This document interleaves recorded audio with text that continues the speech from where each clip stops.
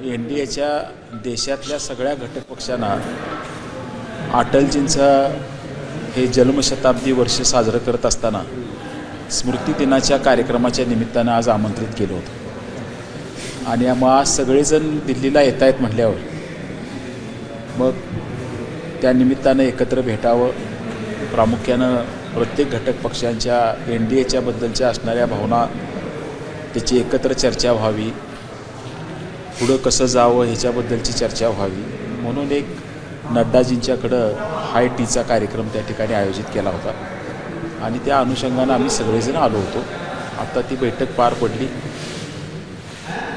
Informal ज्याला आपण म्हणू हाय टीच्या गप्पा अशा अर्थाची ती बैठक होती, ह्याच्यापेक्षा जास्त. महाराष्ट्रातील काही विषयांवर चर्चा झाली का? केंद्रीय गृहमंत्री होते, केंद्रीय त्यांनी काही प्रश्न विचारले का मला काय कसं? नाही, प्रश्न उत्तर किंवा विशेष कुठला विषय डोळ्यासमोर घेऊन प्रामुख्यानं आजच्या ह्या बैठकीत कुठलीही चर्चा नव्हती. NDAचा समन्वय चांगला असायला पाहिजे आणि NDAच्या सगळ्या सदस्यांना केंद्र सरकारची धोरणं आणि केंद्र सरकारच्या माध्यमातून सुरू असणारं काम ह्याच्यात बाबा एक चांगल्या पद्धतीच्या समन्वयानं कसं पुढं जाता येईल याच्याबद्दलचं एक वाटचाल कशी असावी याच्याबद्दलच्या प्रामुख्यानं चर्चा झाल्या.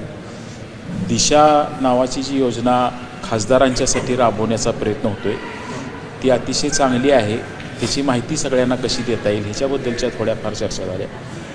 बाकी फार मोठं धोरणात्मक किंवा तक्रारी किंवा अशा अर्थाचं नव्हतं. हा समन्वय आणि एक अतिशय चांगलं वातावरण, खेळीमेळीचं सौहार्दपूर्ण वातावरण ह्या सगळ्यांच्यात असलं पाहिजे, हा खरं तर आजच्या बैठकीचा हेतू होता.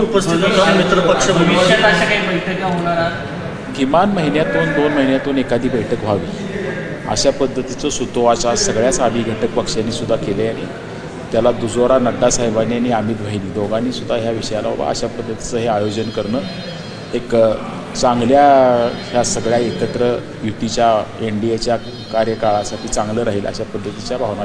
मुंबईत दिल्लीतच व्हाव्यात अशा पद्धतीची भूमिका केली, तुम्ही काही निमंत्रित केले कधी महाराष्ट्रात चंद्रबाबूंकडे किंवा अशा काही तशी चर्चा सातबातून झाली का? कुठं घ्याव्या वगैरे अशी काही फारशी चर्चा नाही, पण एकत्र असं बसलं पाहिजे, सगळ्यांच्या भावना एकमेकाला समजल्या पाहिजेत. प्रत्येक राज्याचे प्रश्न वेगळे आहेत, एखाद्या केंद्र सरकारच्या विषयाचा एखाद्या राज्यावरचा परिणाम वेगळा आहे आणि त्याच्याबद्दलचं एक आकलन सगळ्यांच्यामध्ये असलं पाहिजे. हा एक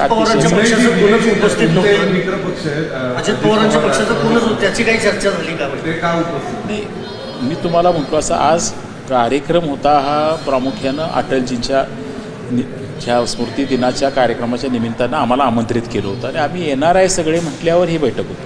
विशेष कुठला अजिंठा एखादा महत्त्वाचा विषय आज मला वाटते अजितदादासुद्धा स्वतः ह्या कार्यक्रमासाठी येणार होते. कालचं तर त्यांनी कन्फर्मेशनसुद्धा केलं होतं, पण काही अचानक एखादं काम आल्यामुळं ते सकाळी आज येऊ शकले नाही. त्याच्यापेक्षा वेगळं काही त्याला फार महत्त्व आहे असं नाही आणि देशातले अजूनसुद्धा काही पक्ष सगळे उपस्थित राहू शकले होते आज असंही नाही. बैठकीमध्ये साधकबाधक चर्चा होत असताना महाराष्ट्रात झालेला दैदिप्यमान विजय या संदर्भात काही भाष्य झालं का? नाही, हा देश लेवलची बैठक होती.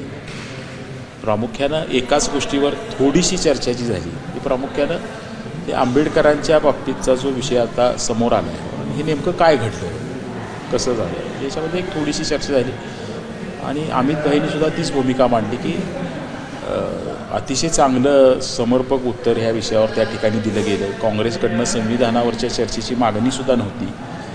मोदीजींनी खालच्या हाऊसमध्ये उत्तर चांगलं दिलं आणि उत्तर झाल्यावर जी काँग्रेसच्या नेत्यांची प्रेस झाली त्यामध्ये काही त्यांनी हा विषयसुद्धा संसदेच्या बाहेर उचलला नव्हता.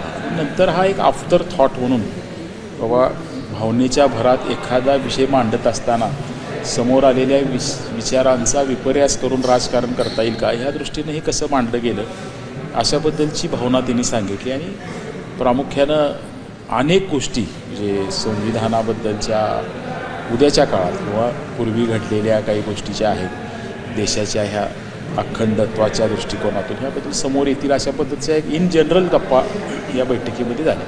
ही सगळी जेव्हा घटना घडली तेव्हा NDAच्या घटक पक्षाने दिल्लीमध्ये खास करून भाजपला साथ दिली नाही असं बोललं जात होतं. त्याच्यानंतर आता भविष्यामध्ये जर काँग्रेसकडनं किंवा विरोधी पक्षाकडनं असा काही प्रचार करण्यात आला तर त्याच्याविरुद्ध एक रणनीती ठरवण्यात येणार आहे का? तेच तुम्हाला मी सांगायचा प्रयत्न केला की त्यातल्या त्यात सध्या लेटेस्ट जो विषय आहे सगळीकडं जे सुरू आहे म्हणजे अमित भाईंच्या वक्तव्याबद्दल जे सुरू आहे त्याच्याबद्दलची भावना म्हणजे काय नेमकं घडलं आणि त्याच्यानंतर हा आफ्टर थॉट म्हणून हा विषय कसा समोर आणला गेला राजकारण म्हणून ही भावना त्यांनी व्यक्त केली. वन त्यांच्या नेशन वन इलेक्शन बाबत काही चर्चा नाही. एबीपी माझा, उघडा डोळे बघा नीट.